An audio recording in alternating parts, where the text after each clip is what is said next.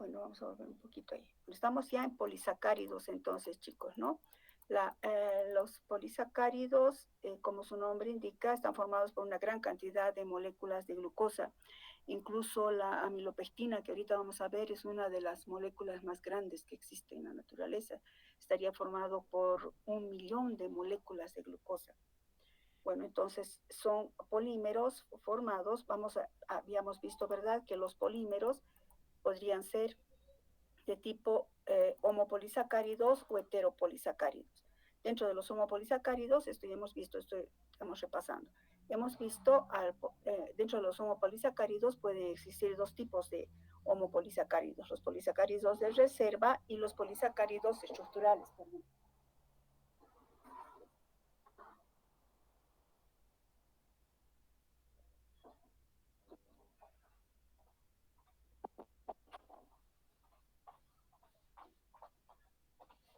Entonces, dentro de los homopolisacáridos, repito, polisacáridos de reserva y estructurales.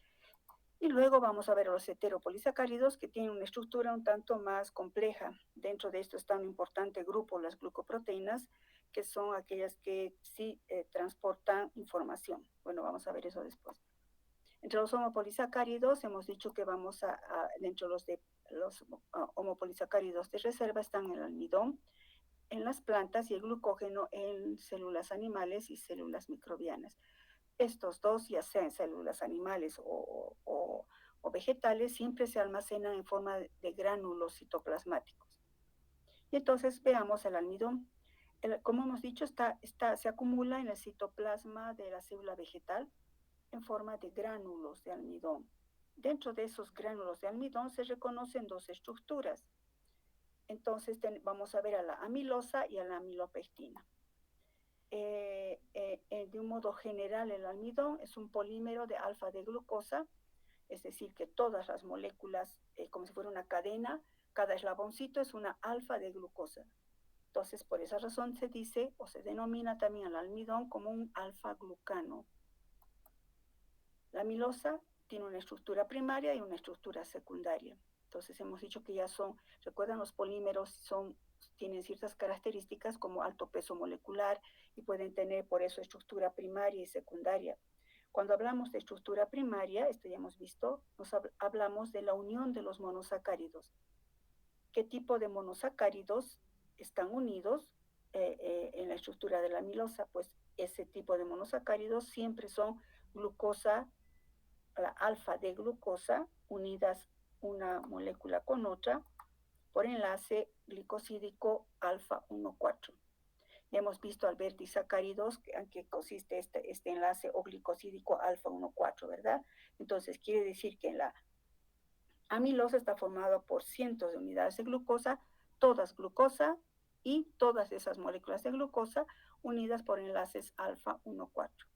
En cambio, su estructura secundaria se refiere a la estructura tridimensional. No sé si eso les dije que aumentara.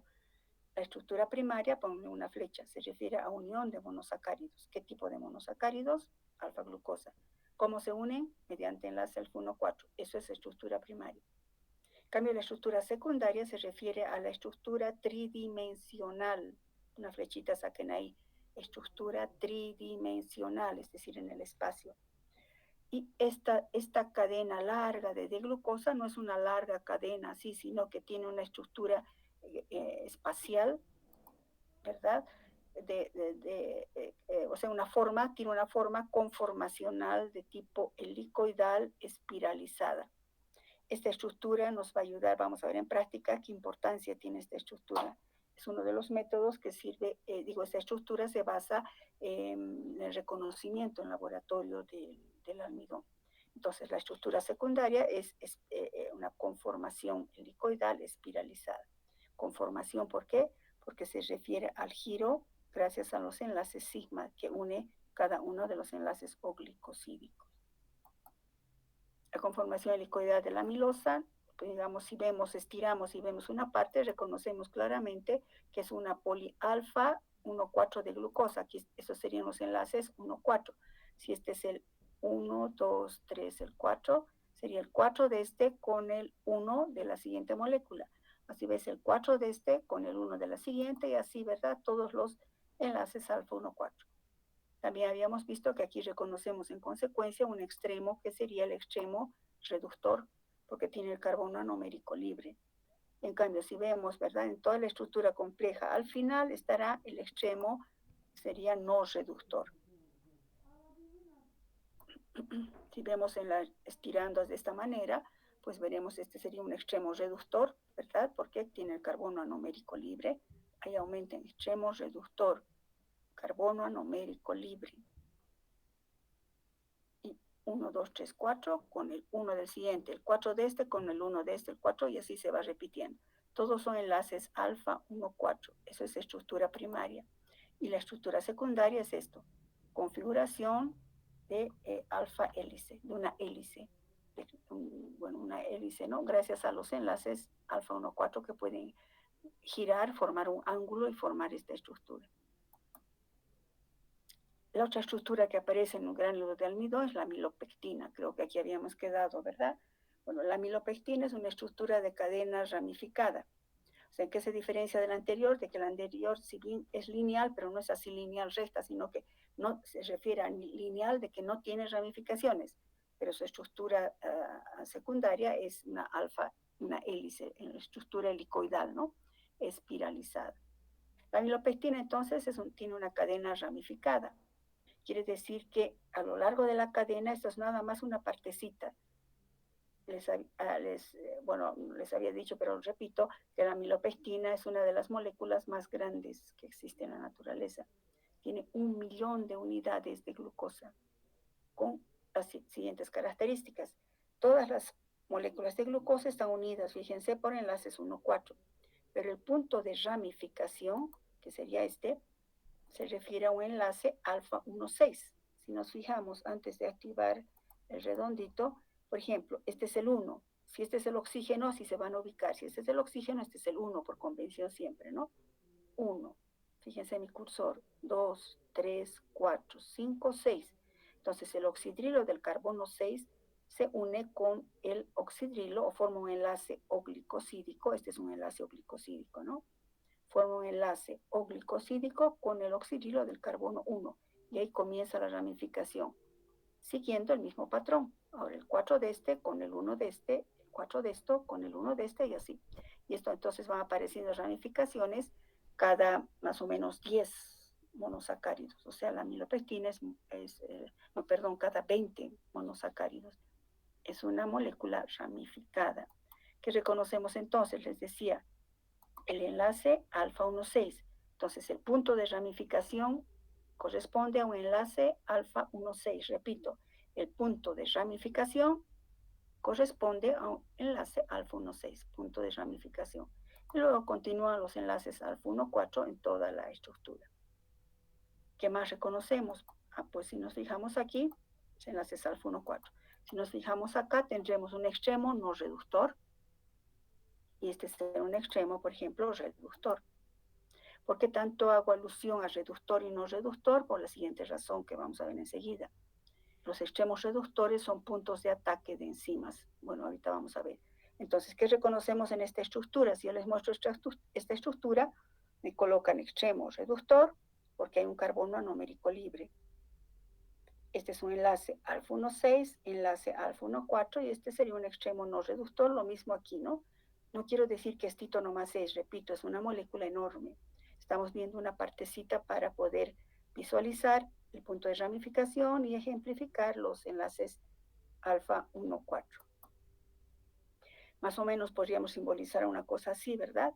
Donde tenemos que sería este, el extremo reductor, que sería este, y varios extremos no reductores, porque es ramificado.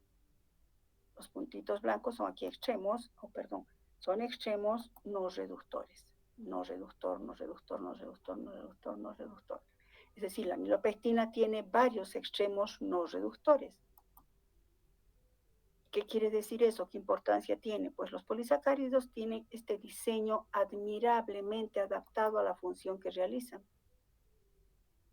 ¿Cuáles son esas ventajas admirablemente, adaptadas para su función? Por ejemplo, la conservación o almacenamiento de moléculas de glucosa. La glucosa es una molécula pequeña.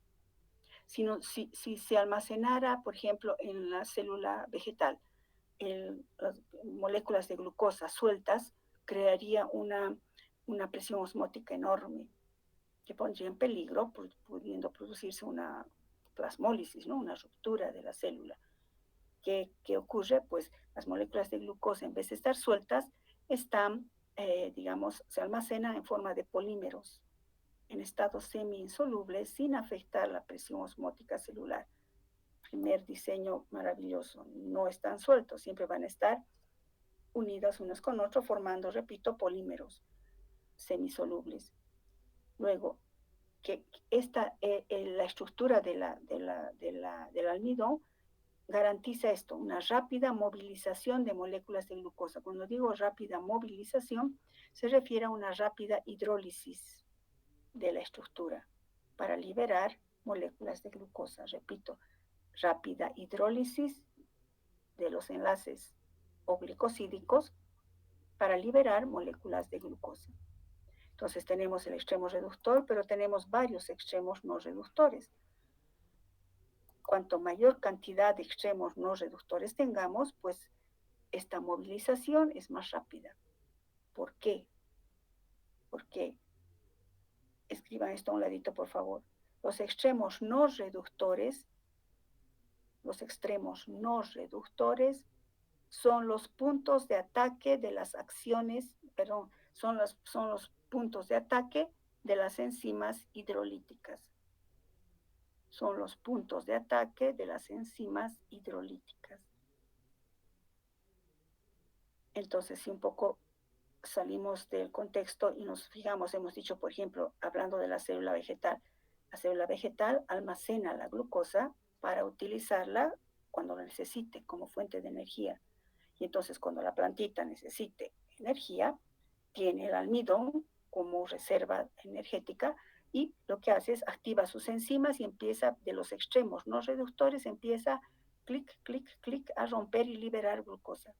La glucosa va y, bueno, con el metabolismo correspondiente genera energía para la planta, ya sea para seguir creciendo o para, bueno, sobre todo creciendo, ¿no? O para desarrollar raíces más fuertes, etcétera, etcétera. El almidón, en consecuencia, se tiene que degradar, porque hemos dicho que es una fuente de reserva, de almacén.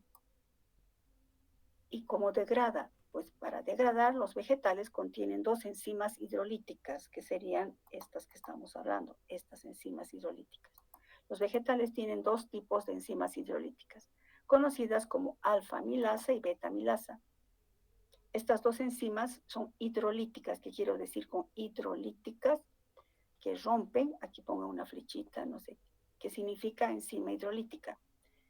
Aquella enzima que rompe enlaces alfa, no siempre 1,4, vamos a ver, son enzimas que rompen enlaces oglicosídicos, por acción del agua. Eso hacen, rompen enlaces oglicosídicos por acción del agua. Y entonces hay dos tipos, la alfa-amilasa y la beta-amilasa. Ambas atacan la fracción tanto de la amilosa como de la amilopectina en los enlaces 1,4, pero en forma diferente. Las enzimas comienzan siempre, recuerden esto, siempre las enzimas comienzan a hidrolizar por el extremo no reductor. ¿Esto por qué? Porque les adelanté algo sobre las enzimas, tienen especificidad de acción, no actúan al azar, tienen muy organizado cómo van a actuar. Entonces, estas enzimas hidrolíticas siempre actúan rompiendo, hemos dicho, el enlace glicosídico por extremos no reductores. Así la beta-amilasa siempre corta de 2 en 2. Entonces, si este es el extremo no reductor, vendrá 1, 2, aquí, clic, romper aquí, 1, 2, clic, y así de 2 en 2. Entonces, el producto de la hidrólisis será la maltosa. Recuerda que la maltosa es un disacárido formado por la unión de dos moléculas de glucosa. En cambio, la alfa-amilasa es otra enzima hidrolítica, también actúa por extremo no reductor, pero puede cortar ya sea aquí o de 3 en 3 o de 2 en 2, un tanto aleatorio. Y por eso los productos pueden ser glucosa y maltosa o maltotriosa. Bueno, el asunto aquí es que la beta-amilasa rompe de dos en dos. La alfa-amilasa rompe de manera más aleatoria. Puede venir aquí, puede venir aquí, o puede venir a los de tres, etc. Entonces, hay dos tipos de enzimas en los vegetales. Si vemos aquí también tenemos el extremo no reductor, que sería este, y entonces la beta-amilasa cortará de dos en dos, ¿no? ¿Qué importancia tiene esto, verdad? La estructura de amilosa, hemos dicho que es ramificada. Entonces, fíjense, tendrá más de un extremo no reductor. Y eso garantiza qué cosa? Una movilización rápida, porque cuanto más número de extremos no reductores haya, pues la enzima empezará a cortar por varios puntos, dando lugar a moléculas de glucosa que va a utilizar la planta para lo que ella necesita.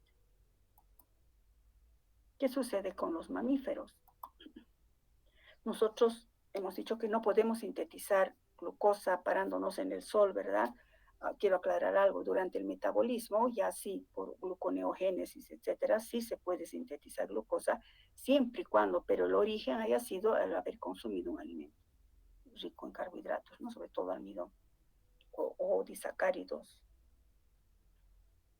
Nosotros comemos almidón. Una vez que comemos, por ejemplo, comemos un pan, una galleta o arroz, cualquier fuente de carbohidrato que tenga almidón. Comemos el almidón, eso vamos a hablar un poco en la parte práctica cuando veamos la digestión del almidón por un alfa-amilasa.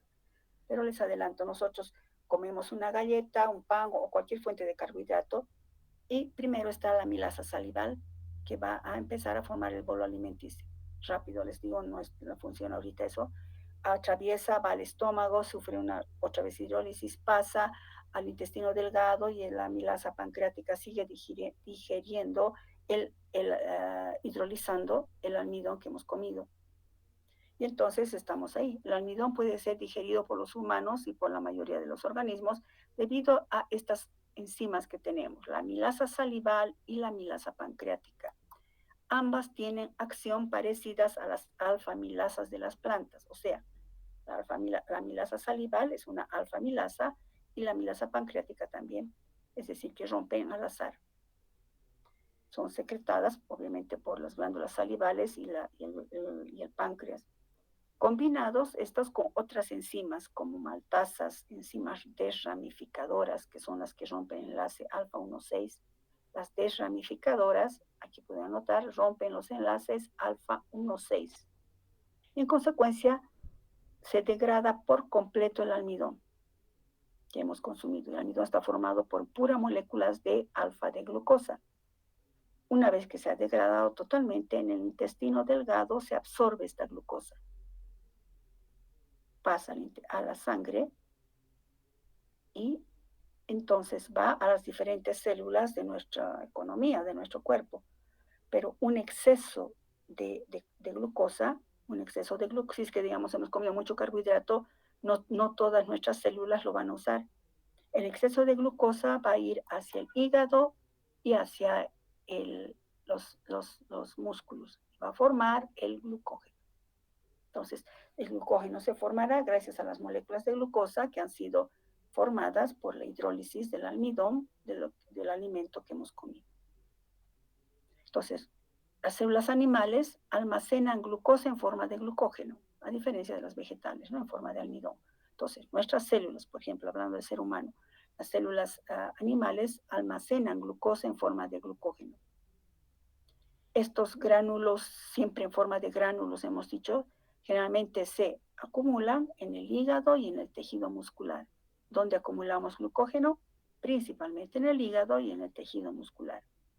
Y entonces hablemos de este homopolisacárido, que también es de reserva.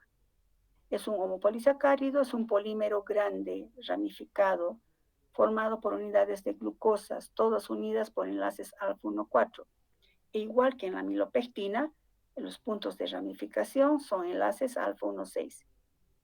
Y aumenta en eso. El glucógeno es más ramificado que la amilopectina.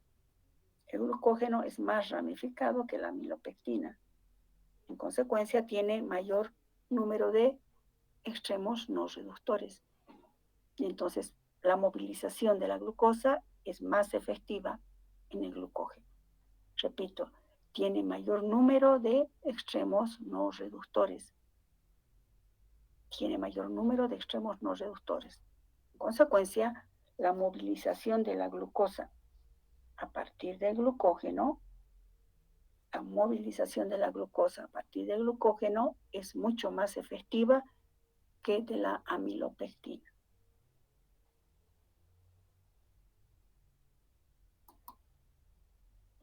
Entonces, a ver, veamos, ¿está bien lo que he dicho? ¿Quieren que repita? Me dicen, usan el micrófono o el chat, no sé si quieren que repita. Bueno, veamos entonces la estructura del glucógeno. Es una partecita, ¿no? Hemos dicho que está formado por cientos de unidades de glucosa. Si vemos, esta sería una parte, una vista de la molécula de glucógeno, donde vemos, fíjense, están aquí estructuras hexagonales tipo Haworth, y vemos, por ejemplo, la estructura básica sería, toditas son moléculas de glucosa, fíjense mi cursor, que se unen por enlaces alfa 1,4, alfa 1,4, alfa 1,4, alfa 1,4. Los centros de ramificación será alfa 1,6, aquí alfa 1,6, alfa 1,6 y así. Entonces la unidad básica, diríamos, es este dímero, el dímero del glucógeno, que estaría formado por alfa de glucosa con otra alfa de glucosa unidos por enlace alfa 1,4, enlace glicosídico alfa 1,4. ¿Y qué reconocemos en la estructura? Pues también estos, los extremos no reductores. Cuanto mayor ramificación, mayor número de extremos no reductores. Extremo no reductor, no reductor, no reductor, y habrá siempre un extremo reductor, ¿no? Extremo reductor puede ser esto, podría ser este, según cómo vemos la molécula. Entonces, siempre el final de las cadenas son no reductores, porque esto se está uniendo el 6 de este con el 1. Entonces, la colita siempre va a ser no reductora. Y las enzimas hidrolíticas atacan solo aquí en los extremos no reductores. Y entonces, fíjense mi cursor, si mi cursor sería una enzima, por ejemplo, la alfa amilasa, digamos, salival o pancreática, viene y rompe, clic y libera glucosas. Pero veamos cómo libera esa glucosa, no sale así glucosa purita. Esto hemos dicho que esta ruptura, fíjense, va a ser mediada por enzimas. Y las enzimas tienen acciones específicas. Entonces, dentro de la célula, la molécula de glucógeno, dentro de la célula hepática o célula muscular, ¿no? La molécula de glucógeno es degradada por una enzima específica, la fosforilasa del glucógeno. Subrayenlo. Repito, dentro de la célula hepática o muscular, porque ahí se acumula, ¿verdad?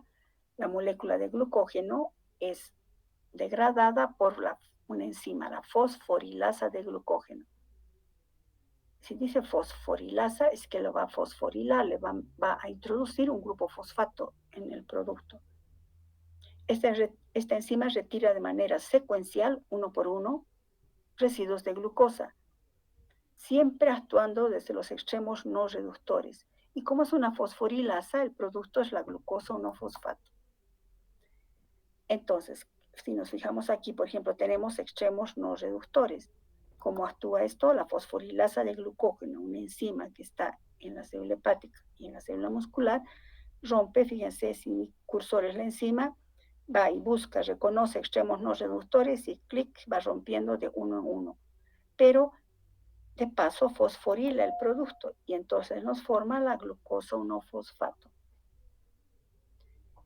Aquí quiero, para hacer relación a lo que hemos visto antes, entonces, la glucosa 1-fosfato se forma por hidrólisis del glucógeno por acción de la enzima fosforilasa del glucógeno. Si paramos un cachito aquí y nos vamos a lo que ya hemos avanzado anteriormente cuando hemos visto fosfatos ésteres de azúcares, fosfatos de ésteres de azúcares aquí, ¿verdad? Habíamos dicho que, por ejemplo, recordamos esta anterior diapositiva, los NDP azúcares, ¿cómo se forman? Se forman a partir de azúcares 1-fosfato. Les había adelantado que este azúcar 1-fosfato, glucosa 1-fosfato, no se forma igual que la glucosa 6-fosfato que vimos con una sinasa, sino que esta glucosa 1-fosfato deriva de la hidrólisis del glucógeno por acción de una enzima, la fosforilasa del glucógeno. Entonces, la glucosa 1-fosfato se sintetiza con un objetivo que ahorita vamos a ver. ¿Está claro, chicos? La glucosa 1-fosfato, entonces, ¿dónde aparece esta molécula? De la hidrólisis del glucógeno por acción de una enzima fosforilasa del glucógeno. Y fíjense que este glucosa 1-fosfato reacciona con la UTP por una enzima transferasa liberando pirofosfato y formando este importante NDP azúcar, la UDP glucosa, que les dije, ¿verdad? Vamos a ver más adelante. Volvamos a donde estábamos. Estamos en el glucógeno. Entonces, si partimos de que el glucógeno es un polisacárido de reserva, que cuando, por ejemplo, nuestras células necesitan energía o ha bajado los niveles de glicemia, pues esto entra a compensar eso. Entonces, primero veamos. Este es el glucógeno. Tiene sus extremos no reductores. La enzima fosforilasa del glucógeno lo que hace es ir rompiendo los enlaces y va fosforilando. Producto es la glucosa 1-fosfato. Esta glucosa 1-fosfato tiene varios destinos según el organismo que necesita.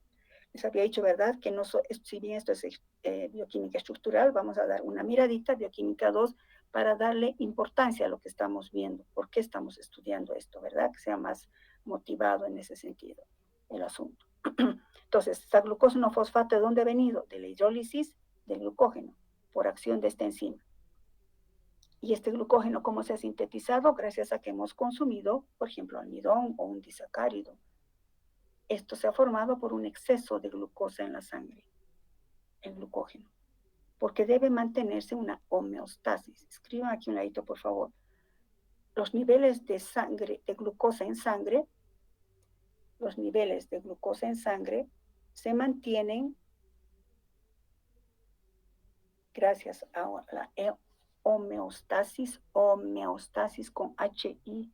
Creo que ya puedo escribir. Pues creo que sí.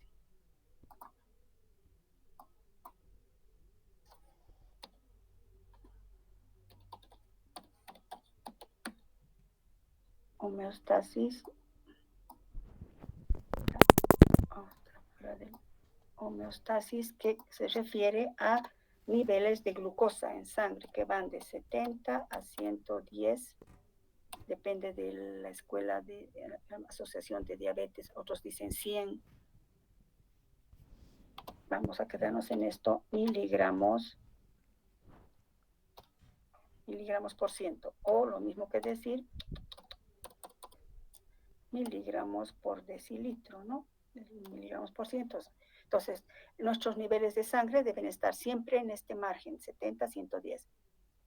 Por encima de 110, pues ya estaríamos entrando a una hiperglicemia.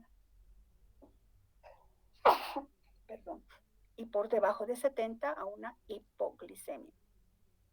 Repito, por debajo, hipoglicemia, por encima de 110, una hiperglicemia.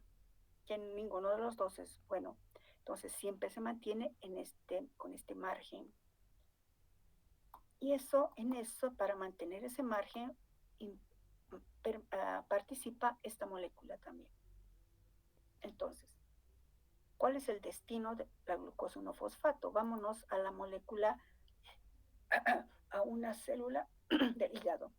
Vamos a llamar, les he hecho un esquema para entender el destino de la glucosa 1-fosfato, como una miradita bioquímica 2.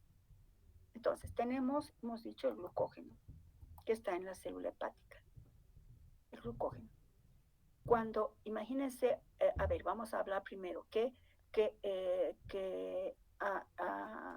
esta mañana han tomado un desayuno con algo de carbohidratos, pero luego no han comido nada, no han almorzado nada, 3-4 horas después los niveles empiezan a bajar de glucosa, pero inmediatamente por la homeostasis, debe mantenerse otra vez esos niveles, digamos, está bajando a 69, 68, debe subir, inmediatamente se activa esta enzima, la fosforilasa del glucógeno. ¿Y qué va a pasar? Hemos dicho que la fosforilasa del glucógeno rompe o escinde por los extremos no reductores, va liberando glucosa 1-fosfato. Esta glucosa 1-fosfato, dentro de la célula hepática hay otra enzima llamada fosfoglucomutasa. Fosfoglucomutasa. La fosfoglucomutasa cataliza el traspaso de la glucosa en posición 1 hasta la glucosa en posición 6. Y entonces, esta glucosa 6-fosfato puede tener otros destinos según las necesidades. Veamos, si por ejemplo el hígado necesita energía, en la misma célula hepática, entonces utilizará la glucosa 6-fosfato y la ingresará a esta ruta metabólica, la glicólisis, que se lleva a cabo en todas las células, no solo en las células hepáticas. Bueno, como estamos en el interior, he querido utilizar al hígado como ejemplo. Entonces, la glucosa 6-fosfato entra a la ruta metabólica que degrada la glucosa para sintetizar ATP. ¿Recuerdan? Se había dicho, la glucosa 6-fosfato es la forma metabólicamente activa que ingresa a las rutas metabólicas para cumplir su función como fuente de energía. Pero si no es que el hígado no necesita ahorita energía, lo que quiere ahorita es alarma, luz roja, ha empezado a bajar los niveles de glicemia en la persona. Se está acercando a 70, 68, no puede ser. Es los primeros órganos dañados, el cerebro, entonces se mantiene esa homeostasis.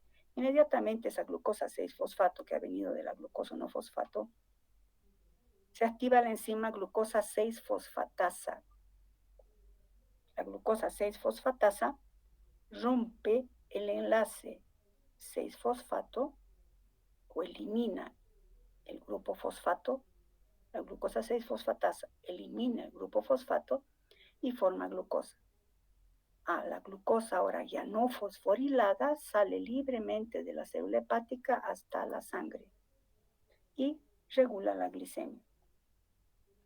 Recuerden que cuando hemos visto la glucosa 6-fosfato, que hemos dicho, es la forma metabólicamente activa de la glucosa. 1, 2, favorece que la glucosa se quede en el interior de las células porque fosforilada no puede atravesar las membranas, no solo de la célula hepática, de ninguna célula.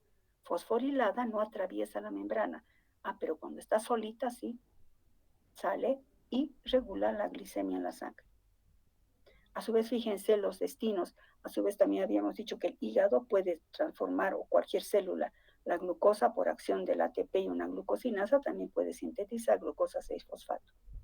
Y podría usar la glicólisis o puede irse por este otro destino. Entonces, esto nos da una idea de la interconversión que hay entre las moléculas y que las que regulan su funcionamiento son las enzimas. Bueno, esto les he querido dar como una visión de un poquito de bioquímica 2 para que veamos la importancia, no solo ver la estructura ni de dónde sale, sino para qué sirve esto, pues el destino es esto. Y esto es bien importante que estudien, chicos. ¿Está claro? Bueno. Vamos a quedar acá, chicos, porque esto para hablar esto un poco más detenidamente vamos a hablar. Entonces, estamos quedando en el destino de la glucosa 6-fosfato. Permítame, voy a anotar eso. Este es el 310, ¿no ve?